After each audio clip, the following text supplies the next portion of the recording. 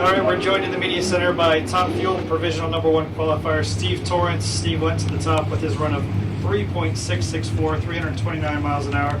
Steve, you set a track record. This place has always been very good to you guys and your family, but to come out there and deliver a run like that, how satisfying, how cool is that to close out the day? Super satisfying, extra special for us. We've been working really hard at trying to get the car to run quicker, to run more mile per hour, and we haven't really pinned it down just yet. So to come here and go out in Q1 and be the only car that went down that lane and then set low ET and run the way that we did, that's a feel-good thing. That's something that we really needed to kind of just give ourselves a little boost in the arm.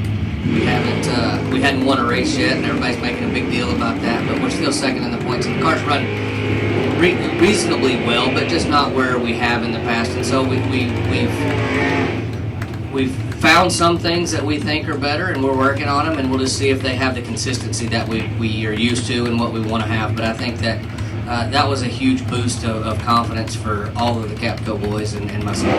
You talked about, I think it was top end or somewhere, about building this back, to build it back up, you got to tear it down and Right. rebuild it. And you guys certainly seem to have found something. How exciting is it to see that kind of progress that you guys have made? And, with the success that we've had over the last 5 years and the way the car is run,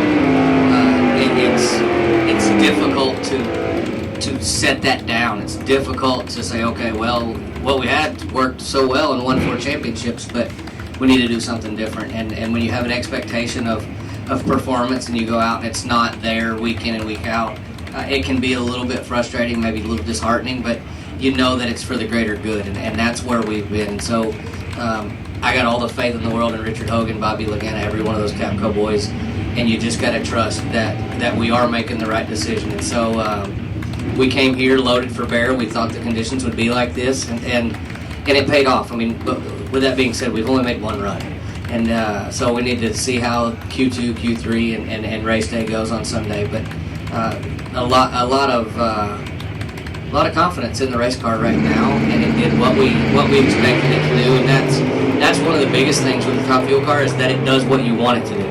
Sometimes it'll throw you a bone, and you go out there and run 66, but you have no clue why.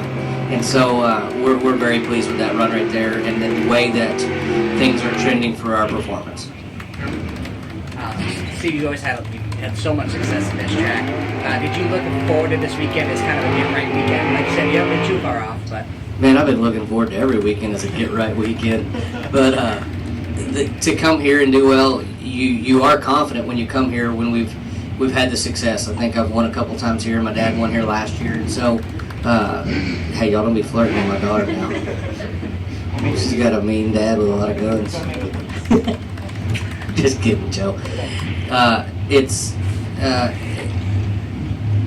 It's special to come here and do well.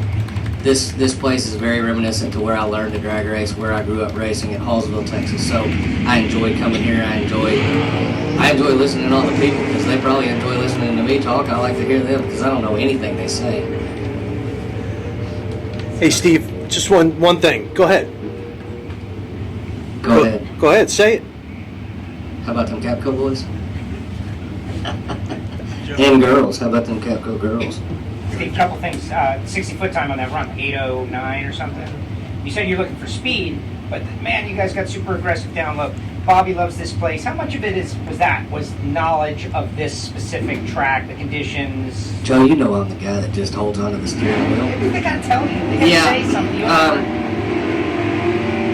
I've been around this enough to know numbers and know where we're at and what we had just based off of what was in the car, what I thought it might do. We've been some 809 60 foots, so it's been a while, but it's something that we've worked on for a long time to try to get that early ET. Now we're trying to work on getting that back half speed, and that was a big step towards that. So I mean, we typically are very aggressive early, maybe not 8.0s, but typically 18s, low 820s often. So it doesn't surprise me, but like when you step on the gas and it goes 809 60 foot, you know it. The thing left, front wheels were up, kind of wanted to wash out just a little bit, and it didn't rattle the tire, but you could feel the tire wanting to go fast. and then it's set the front wheels down, and then it's just hang on because we're headed out the back door right now. So it was running good. I knew it was hauling butt as soon as I stepped on the gas, and so to go out there and run top speed, to run 329.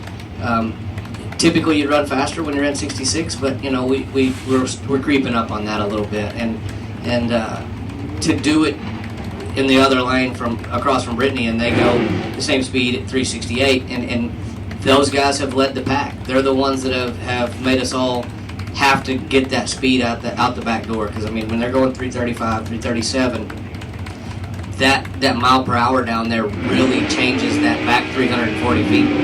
You can be the same as them to half track, but if they're running that much more speed, it changes the ET drastically, and so that's what we've been working on. Steve, last thing, how do you mentioned it's only one run, so how do you continue to build on this tomorrow into Sunday?